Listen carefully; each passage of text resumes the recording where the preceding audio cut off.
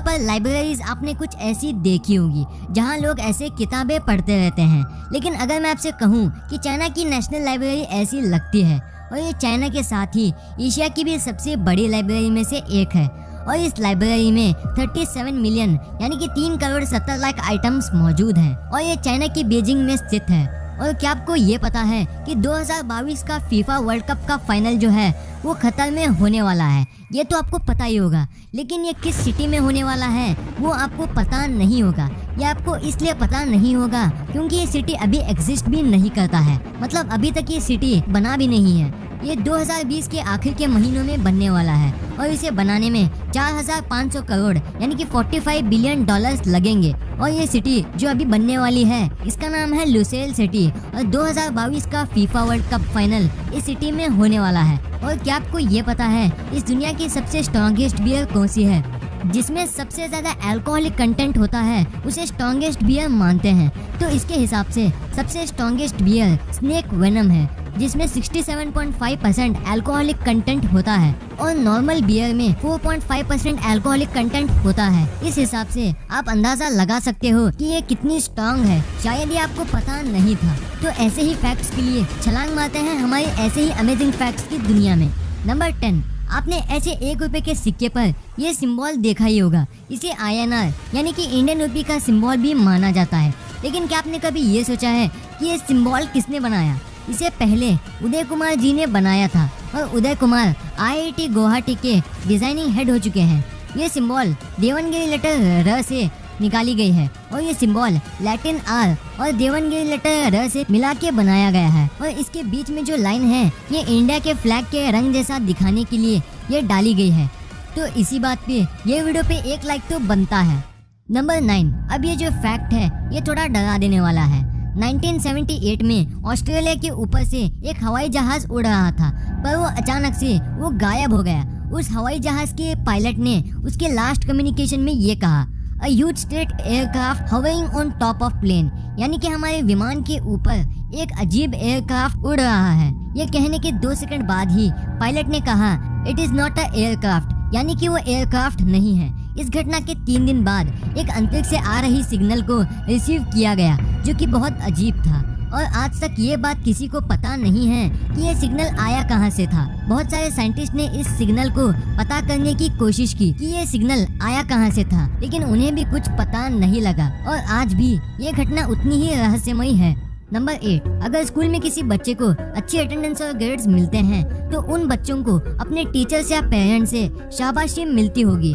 और वो बच्चे आप खुद भी हो सकते हो या फिर आपके क्लास में कोई और होगा जिसकी अच्छी अटेंडेंस और ग्रेड्स हैं। लेकिन टेक्सास के फोर्ट वर्थ नाम के एक स्कूल डिस्ट्रिक्ट में एक स्टूडेंट की स्कूल में अच्छे ग्रेड्स और अटेंडेंस होने के तौर पर उसे एक 2011 की शेवरोले कैमेरो दी गई थी। तो इसलिए आप भी अपने स्कूल में अच्छी अटेंडेंस और ग्रेड्स लाइए, किसे पता कि कब किस्मत खुल जाए। नंबर 7, अक्सर लोग अगर बीमार होते हैं तो वो डॉक्टर के पास चले जाते हैं अपना इलाज कराने के लिए। चलो ये तो हो गई एक कॉमन बात, लेकिन 17वीं सेंचुरी में जब लोग बीमार होते थे तब वो एक पेड़ के तने पर एक सिक्के को ठोक देते थे ये समझकर कि वो ठीक हो जाएंगे, और तब उस ठुके हुए सिक्के को कोई निकाल देता था तो वो भी बीमार हो जाता था। आप यहाँ इस पेड़ के इमेजेस को देख सकते हो कि लोगों ने इस पेड़ के तने पर सिक्के को ठोक ठोक कर इसका क्या हाल बना दिया है। ऐसे चीजों पर पुराने जमाने के लोगों का बहुत मानना था।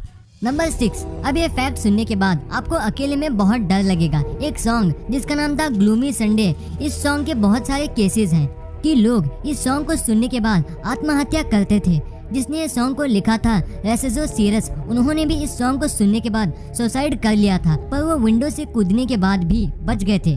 उसके बाद उन्हें हॉस्पिटल में ले जाया गया, लेकिन उन्होंने एक वायर का इस्तेमाल करके खुद को ही मार डाला। बहुत लोग इस सॉन्ग को सुनने के बाद लोग ब्रिज से कूदते थे और कुछ लोग गन से अपने आप को शूट भी करते थे। 1997 में इस सॉन्ग के गायक बिली मैकेंजी, उन्होंने भी इस सॉन्ग को सुनने के बाद आत्महत्या कर ली थी और उन्होंने ये भी कहा था कि अगर आप इस सॉन्ग को बिना लिरिक्स के भी सुनोगे तो आपको नींद आ जाती थी। इस सब को देखते हुए BBC ने इस गाने को ब्रॉडकास्ट होने से बैन कर दिया और इस गाने को हंगेरियन सुसाइड सॉन्ग के नाम से भी बुलाते हैं। Number 5, famous painter Pablo Picasso को कौन नहीं जानता। इनकी पेंटिंग्स पूरी दुनिया में मशहूर हैं। ये बहुत अतरंगी पेंटिंग्स बनाते थे और इनकी पेंटिंग्स बहुत से म्यूजियम में लगाई गई है। जब म्यूजियम में लोग इन पेंटिंग्स को देखने आते थे, बहुत लोगों को इन पेंटिंग्स का मतलब समझ नहीं आता था। इसके चलते बहुत लोग पब्लो पिकासो को इन पेंटिंग्स का मतलब पूछते थे। इसे देखते हुए वो बहुत चिड़चिड़े हो जाते थे, क्योंकि वो हर पेंटिंग में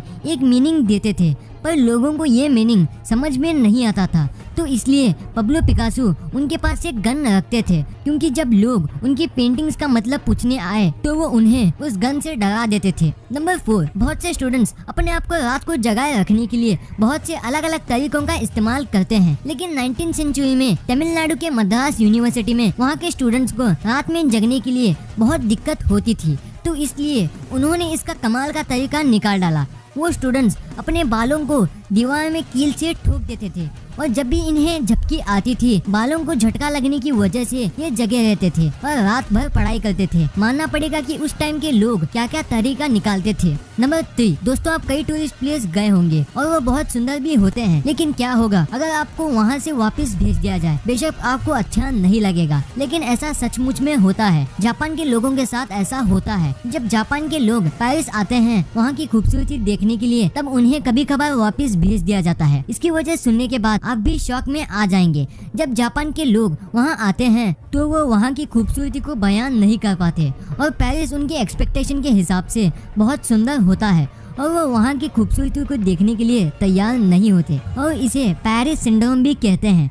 ऐसा होने की वजह से जापान के लोग शौक में आ जाते हैं और इसकी वजह से बीमार पड़ जाते हैं, इसलिए उन्हें वापस जापान भेज दिया जाता है। तो कमेंट्स में बताइए, क्या आप भी वहाँ जाना चाहते हैं? नंबर 2, आखिर ये चेहरा किसने नहीं देखा? ये बेशक सबसे फनी मीम फेसेस में से एक है, लेकिन क्या आपके मन में कभी ये सवाल आया है कि ये किसका चेहरा है? बेशक ये बनावटी नहीं है, ये असलियत में याओ मिंग है, जो कि एक Chinese professional retired basketball player है। एक इंटरव्यू के दौरान ये किसी बात पे हंस पड़े थे और उनका ये चेहरा वायरल हो गया था और उसके बाद कुछ लोगों ने उनका यह मीम बना दिया था और ये ऐसे ही करते करते ये पूरी दुनिया में फेमस हो गए। नंबर 1, दोस्तों आपने भारत के फिल्मों में वहाँ के अदालतों में लोग बात करने लगते थे और उसके बाद जज एक लकड़ी के हथौड़े को ठोकते हुए ऑर्डर ऑर्डर कहते थे। इस हथौड़े को गैवल कहा जाता है और ब्रिटिश के समय में इसका इस्तेमाल होता था, लेकिन आजकल के समय में भारत में इसका इस्तेमाल ज्यादातर नहीं होता है। ये हथौड़ा जिसे हम गैवल कहते हैं, ये सबसे पहले इंग्लैंड में बना था। इंग्लैंड की अदालतों में मकान मालिक और किराएदार के बीच झगड़ा होता था और उसकी वजह से